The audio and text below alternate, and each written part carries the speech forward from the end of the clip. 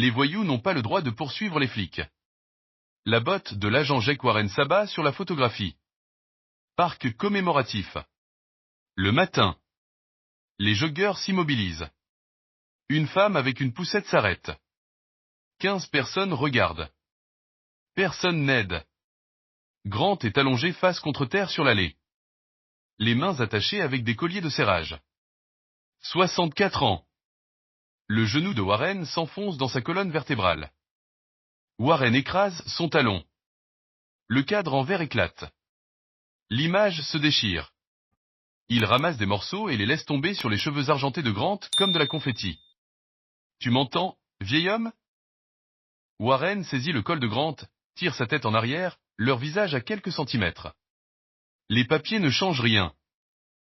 Des documents se dispersent sur l'herbe.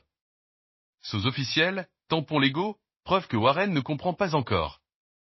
Warren crache pas par terre sur la joue de Grant. Voilà comment ça marche dans le vrai monde. Torres bouge derrière lui. Sa main retombe de son étui. Elle n'intervient pas. Grant ferme les yeux.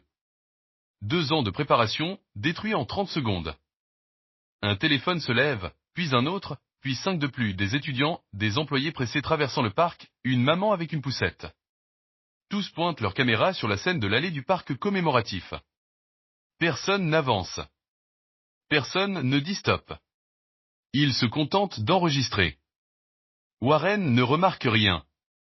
Il fouille dans les papiers éparpillés autour du corps de Grant. Feuilles blanches contre l'herbe verte. Papier à en-tête officielle captant la lumière du matin. Warren, en ramassant, plisse les yeux. Son visage change. Torres, regarde ça. L'agent Torres lit par-dessus son épaule. Sa main retombe de son étui. Le papier indique Price, ses départements de police de la ville. En dessous, action fédérale pour violation des droits civils. En dessous encore, le sceau du tribunal de district des États-Unis. La mâchoire de Warren se crispe. Il allait vraiment. Une voiture de patrouille arrive en crissant. La portière claque. L'agent Trentop s'en sort. 34 ans, 8 ans dans la police. Il marche vers la scène avec assurance. Quelqu'un qui a déjà fait ça une centaine de fois. Puis il voit les papiers. Ses yeux se posent sur une page. La liste des prévenus. Son nom est en 3e position. Hobbs s'arrête. Son visage pâlit. La lumière rouge clignotante de sa caméra piéton enregistre le moment exact où il comprend. Warren lève les yeux. Hobbs. Tu connais ce type? Hobbs ouvre la bouche, la referme. Ses yeux vont du papier au visage de Grant, puis reviennent au papier. Ses mains tremblent. Hobbs déglutit. Tu le connais, oui ou non? Non. Trop vite, trop sec. Jamais vu. Mais sa voix se brise, et sa caméra piéton continue d'enregistrer. De l'autre côté de la rue, dans une berline aux vitres teintées, Roy Drake est assis, son téléphone pointé vers la scène. 52 ans, ancien détective. Il a quitté il y a 2 ans pour quelque chose que la plupart ignorent. Il attendait ce matin. Attendant que Grant passe à l'action. Attendant de documenter ce qui arrive quand quelqu'un cherche la justice auprès de ceux qui l'ont détruit. Le doigt de Roy survole un nom. Everide. Son pouce appuie sur « Envoyer ». La vidéo est mise en ligne. 3 minutes 40. Chaque angle, chaque mot, chaque image du visage de Tops lorsqu'il a vu cette liste de prévenus. À l'autre bout de la ville, le téléphone de la journaliste Everide vibre. Elle ouvre le message, regarde la vidéo une fois, puis encore. Ses doigts volent sur le clavier. L'article qu'elle préparait depuis 2 mois, prévu pour paraître à 15 heures, devient une nouvelle de dernière minute. Elle appuie. IE sur « Publier, maintenant ». 15 minutes plus tôt, Grant Price se tenait dans sa cuisine. Petite maison, quartier populaire. Le genre d'endroit où les gens connaissent les noms et se saluent depuis leur Porsche. Il prend l'enveloppe manille posée sur le comptoir. 320 pages à l'intérieur. Chaque page représente une journée de travail, une nuit sans sommeil, un moment où il a dû s'arrêter parce que le chagrin devenait trop lourd. 2 ans de sa vie dans une seule enveloppe. Et elle touche sa main gauche. L'alliance est toujours là.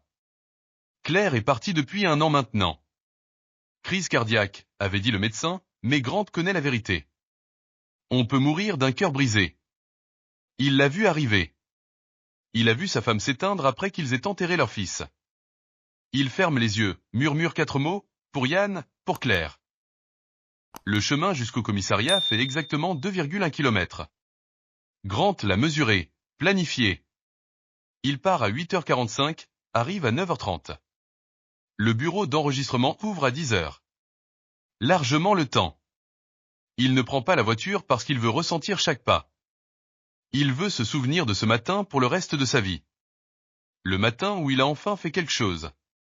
Le matin où il a cessé d'être une victime pour devenir un combattant. À 3 rue de là, Judith Brennan se tient à la fenêtre de sa cuisine. Femme blanche, 58 ans. Elle vit dans ce quartier depuis 30 ans et déteste ce qu'il est devenu. Trop d'entre eux, pense-t-elle. Ils emménagent, changent les choses. Elle regarde Grant passer devant sa maison.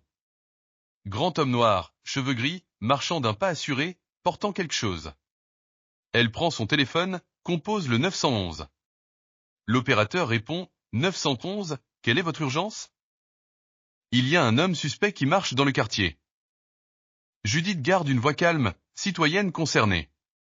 Il est noir, plus âgé, mais il a ce regard, vous savez, agressif, comme s'il cherchait quelque chose. Madame, menace-t-il quelqu'un? Il porte quelque chose. Ça. Warren ouvre déjà sa portière. Allons le contrôler. Il s'approche à pied, main près de leur holster. Warren en tête. Torres 3 pas derrière. Grant les voit venir. Il s'arrête. Ne fuit pas. Ne panique pas. Il s'arrête simplement et attend. C'est ce que font les innocents. Torres pense que les coupables s'enfuient. Warren ne pense pas ainsi. Monsieur, arrêtez-vous là. La voix de Warren résonne dans le parc. Les joggeurs lèvent la tête. La foule du matin commence à remarquer. Grant s'immobilise. Il était déjà arrêté, mais il le rend clair. Main visible, enveloppe dans la main droite, main gauche ouverte sur le côté. Bonjour, officier. La voix de Grant est calme, posée, celle de quelqu'un qui a déjà commandé. Y a-t-il un problème? On nous a signalé une personne suspecte. Warren s'approche. Que faites-vous ici? Je marche jusqu'au commissariat. J'ai des documents à déposer. Des documents? Les yeux de Warren se plissent. Quel genre de documents? Des documents juridiques? J'exerce mon droit de pétition auprès du tribunal. Torres observe le langage corporel de Grant. Aucune tension, aucune agressivité. Juste un homme âgé qui essaie de s'expliquer. Warren voit autre chose. J'ai besoin de voir une pièce d'identité. Bien sûr. Grant passe l'enveloppe dans sa main gauche. Mon portefeuille est dans ma poche arrière droite. Je vais l'attraper lentement. Gardez vos mains là où je peux les voir. Je le fais. Je vais juste chercher, j'ai dit les mains. Grant se fige, sa main à mi-chemin de sa poche. Ses yeux se fixent sur le visage de Warren. Torres s'avance. Jake, il obéit. Il est juste en train de prendre son « reculé », Torres. La main de Warren se porte sur son arme. Il ne la dégaine pas, il la touche seulement. Monsieur, je vous demande de vous mettre au sol, maintenant. Officier, je suis un général à la retraite, au sol. L'enveloppe glisse de la main de Grant. Les papiers commencent à s'éparpiller. Documents officiels, sceaux judiciaires, des choses importantes. Grant commence à se mettre à genoux, essayant d'obéir, d'éviter l'escalade. Warren n'attend pas qu'il ait fini. L'attaque vient de côté. L'épaule de Warren s'enfonce dans les côtes de Grant.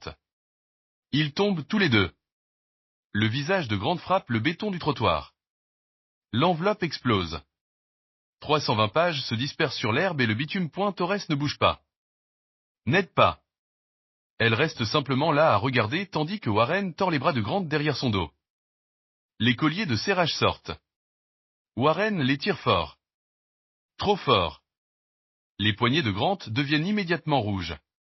Vous ne bougez pas sauf si je vous le dis. Compris? Grant ne répond pas. Sa joue est écrasée contre le béton. Du sang coule de sa lèvre fendue. Le genou de Warren appuie dans sa colonne. J'ai posé une question. J'ai compris. Torres regarde les papiers éparpillés partout. L'un atterrit près de ses pieds. Elle lit l'entête, United States District Court. Elle regarde Grant, puis Warren.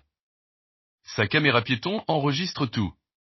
Elle ne l'éteint pas, mais elle n'arrête pas Warren non plus point le portefeuille de Grant J à 1 mètre. Il est tombé pendant la lutte. Le cuir est usé, ancien. Il s'est ouvert en heurtant le sol. À l'intérieur, visible pour quiconque regarde, une carte militaire. 4 étoiles brillent au soleil du matin, point Torres la voix. Sa main tombe de son arme. Jake. Warren, toujours le genou dans le dos de Grant. Quoi? Torres désigne le portefeuille.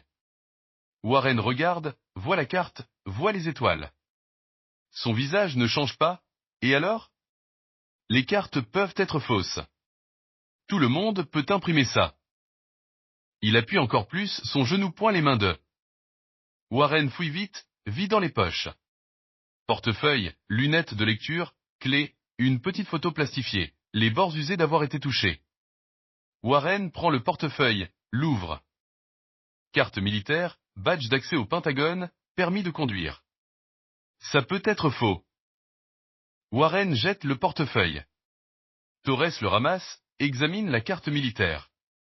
L'hologramme change avec la lumière. Saut officiel.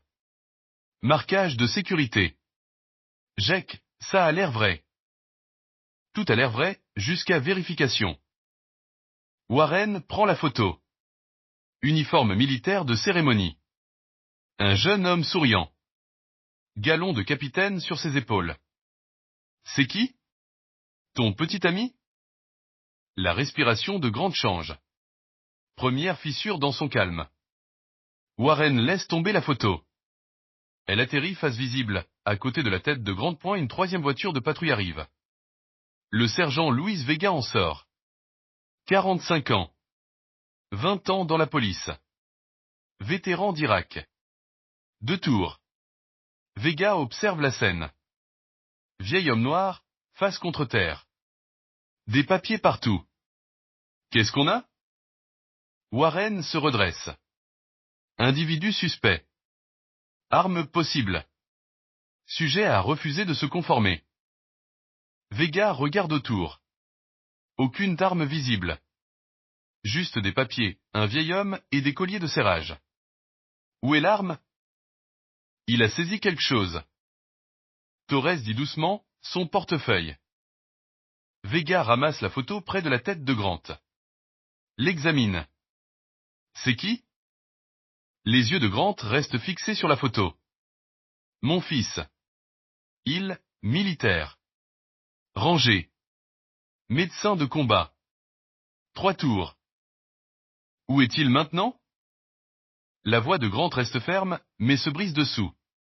Mort. Il y a 2 ans. Ce département l'a tué. Les mots pèsent point. Vega regarde Torres, puis Warren, puis Grant. Votre nom, monsieur? Grant Price, général de division, à la retraite. Une autre patrouille arrive en crissant. La portière s'ouvre brusquement. Trent Hobbs sort. Il marche avec assurance. Une intervention de plus. Puis il voit les papiers. Ses yeux accrochent une feuille avec en-tête officielle. Un sceau de tribunal.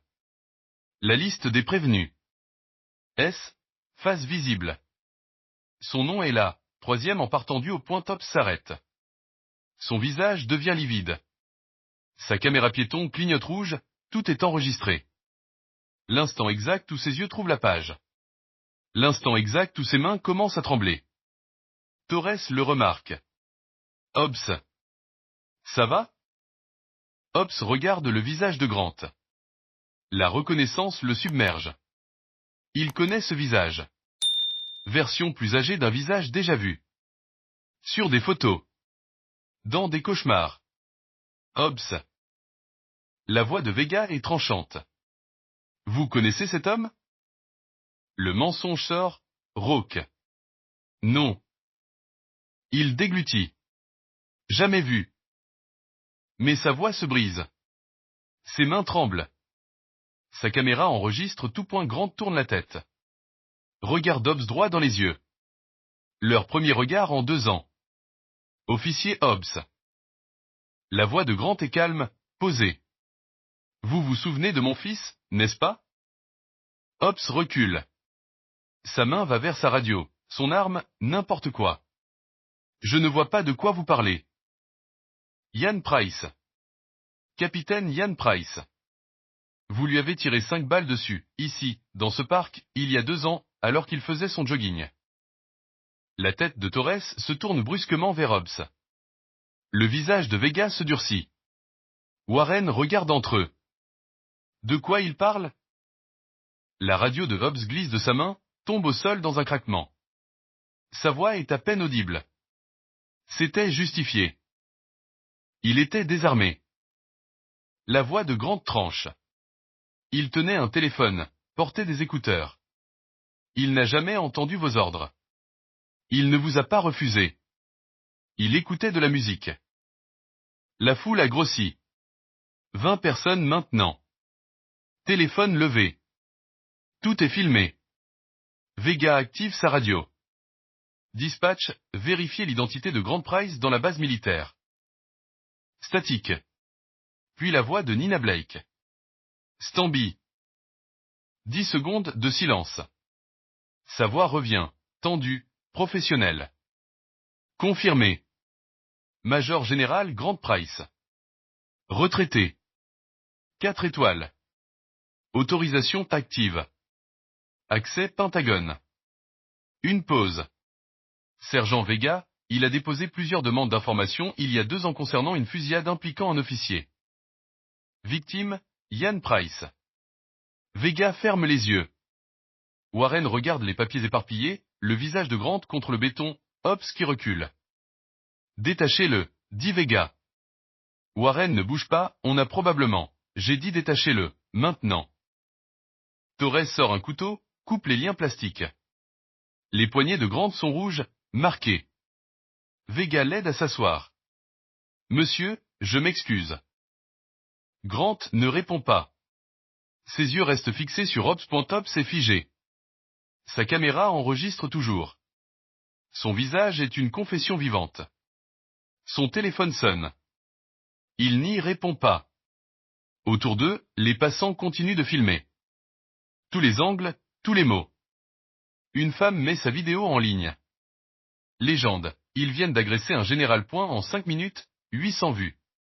En 10 minutes, 8000. Le chiffre monte sans cesse. Grant est assis sur le trottoir. Les liens enlevés. Les poignets rouges, gonflés. Il ne les frotte pas. Il reste assis droit, posture militaire, et attend. Vega reste près de lui, bras croisés, surveillant Hobbs qui s'est mis à l'écart, comme pour disparaître. Warren fait les 100 pas. Il n'aime pas ça. N'aime pas que Vega ait libéré le général. N'aime pas la foule avec leur téléphone. On devrait l'emmener au poste, dit Warren. L'interroger. Pour quel chef d'accusation? La voix de Vega est plate. Résistance à interpellation. Il n'a pas résisté. Il a saisi quelque chose quand je lui ai dit d'arrêter. Son portefeuille. Torres ne lève pas les yeux vers Warren. Elle est à genoux, ramasse les papiers éparpillés, les lisant au passage. Et la mâchoire de Warren se serre. De quel côté es-tu? Elle ne répond pas, continue de rassembler les pages. Grant l'observe. Elle est soigneuse, ne froisse rien. Elle lit un fragment. Son expression change. Le papier dit, schéma d'usage excessif de la force. 12 incidents en 5 ans. Toutes les victimes. Afro-américaines ou latino.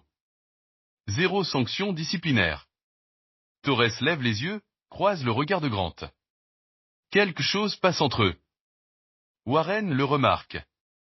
Torres, laisse ça. C'est une pièce à conviction. Une preuve de quoi? demande Vega. Il intentait un procès. Ce n'est pas un crime. Nous ne connaissons pas ses intentions. Ses intentions? Vega désigne les papiers. Des documents de cour fédérale. Tout est légal. Le visage de Warren verdit. Tu prends son parti contre le tien? Je regarde les faits. Elle à Radio Grésille. La voix de Nina Blake retentit. Toutes unités. Informations supplémentaires sur Grand Price. Vega appuie sur son micro. Allez-y. Sa femme, Claire, est décédée il y a 1 an. Cause naturelle. Un fils, Ian Price, décédé. Fusillade impliquant un officier. Dans cette juridiction, il y a 2 ans. Nina marque une pause. Cette affaire a été enquêtée et classée. La fusillade jugée justifiée. Un silence plus long. Mais le général Price a déposé des demandes d'accès à l'information depuis 23 mois. Enregistrement de caméras piétons, transcription radio, déclaration de témoins, tout ce que nous avons. Vega regarde Grant. 2 ans de préparation. Grant hoche la tête.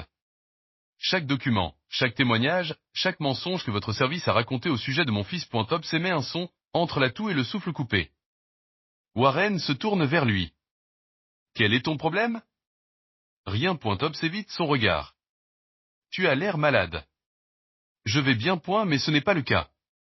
Ses mains tremblent, son visage pâlit, la caméra piéton enregistre tout. Sa panique,